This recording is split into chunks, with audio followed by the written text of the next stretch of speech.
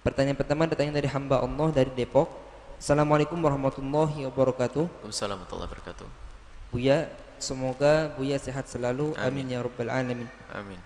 Buya, apakah sah jika selepas iddah tiba-tiba suami minta rujuk dan tanpa adanya saksi? Dan apa bisa orang yang sudah cerai rujuk kembali sedangkan keadaannya berjauhan, istri di luar negeri lalu suami di Indonesia? Rujuk. Ini bagi yang bermasalah. Kalau Anda jangan cerai ya. Amin. Hidup indah, baik. Ada orang diuji oleh Allah dengan problem dalam rumah tangganya, lalu terjadilah perceraian. Cerai ada cerai 1, 2, dan 3.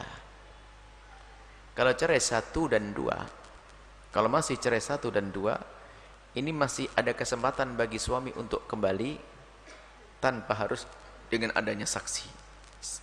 Selagi masih di masa iddah. Jadi begini, jika ada seorang wanita dicerai oleh suaminya, maka dia harus menanti, namanya masa iddah. Jika dia orang hamil sampai lahirlah bayi.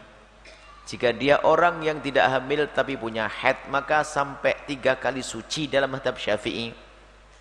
3 kali suci, suci, suci, suci, suci. Nah, suci, suci, suci, baru haidnya itu suci. 3 kali suci utuh. Maka setelah itu berakhirlah masa iddah. Nah, jika masih berada di masa iddah, masa penantian, kalau itu cerai 1 dan cerai 2, maka seorang suami boleh rujuk tanpa persetujuan istri sekalipun dan tanpa saksi sekalipun. Tinggal ngomong, yang maafin abang, yuk rujukan deh. Istrinya nggak mau, tetap rujuk. Karena dia masih miliknya. Karena tolak 1, cerai 1, dan cerai 2 coba itu.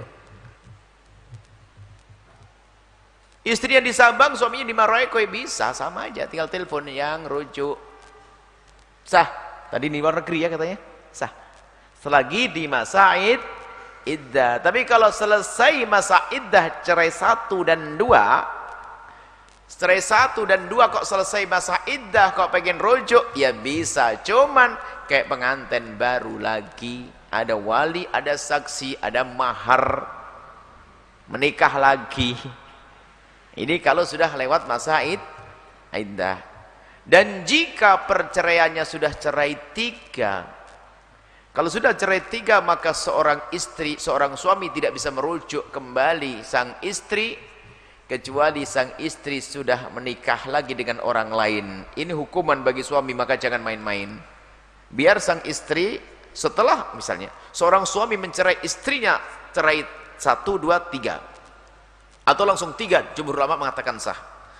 Kalau mencerai 3, maka ketahuilah suami nggak boleh merujuk istrinya, nggak boleh kembali lagi, kecuali sang istri menikah dulu. Kapan istri menikah dengan yang lainnya? Setelah selesai masa iddahnya dengan suami yang pertama, maka istri menikah dengan laki-laki lain. Beri kesempatan istri untuk menemukan kedamaian dengan laki-laki. Jangan hanya dengan laki-laki yang kasar ya ini. Kalau sudah suami mencerai sampai 3 kali, kayaknya modelnya laki-laki kurang ajar dia. Hah? Atau memang istrinya dididik nggak bisa-bisa. Dikasih pendidikan pertama nggak mau, pendidikan yang kedua masih, ketiga ya sudah biarkan dia pergi. Tapi kadang yang zalim adalah suaminya. Cerai 1, suami ngajak rujuk sama istri, maafkin iya bang, kurang ajar lagi, cerai lagi 3 kali. Sudahlah kalau begitu, sang istri diberi kesempatan untuk menikah dengan laki-laki lain. Nah, tak tahu ya, damai dengan laki-laki ini, alhamdulillah, suaminya nggak punya istri, kapok. Nah, di saat kalau sudah cerai 3, maka setelah masa iddah dari suami pertama, kalau pengen rujuk lagi, istri harus menikah dengan laki-laki lain. Setelah menikah dan harus sampai sudah bergaul hubungan suami istri, setelah itu kok tiba-tiba dicerai sama suaminya yang tadi, yang baru ini suami, selesai masa iddahnya, boleh kembali kepada suami yang pertama. Dan terus kembali suami yang pertama, kayak 0, kayak pengantin baru lagi, jadi punya hak cerai 3 lagi nanti setelah itu. Jadi boleh, ya. Selesai, itu adalah hukum. Jangan masalah cerai, hati-hati jangan main cerai ya. Jangan menundukkan istri aja pakai ancaman. Awas kalau kau cerai ini. Laki-laki nggak punya kelebihan. Ada dua model laki-laki menundukkan istri, tapi itu adalah kebodohan. Satu, menundukkan istri dengan kekerasan, pakai tempeleng, pakai pukulan, pakai ancaman. Yang kedua, menundukkan istri adalah dengan ancaman cerai. Itu laki-laki bodoh. Menundukkan istri aja kayak begitu, sanjung habis tuh, sudah tunduk dia. Nanti ada ini ilmu spesial nanti. Bagaimana menundukkan istri nanti. Ya, dengan kelembutan, dengan kasih sayang, bukan dengan kekerasan, bukan dengan ancaman.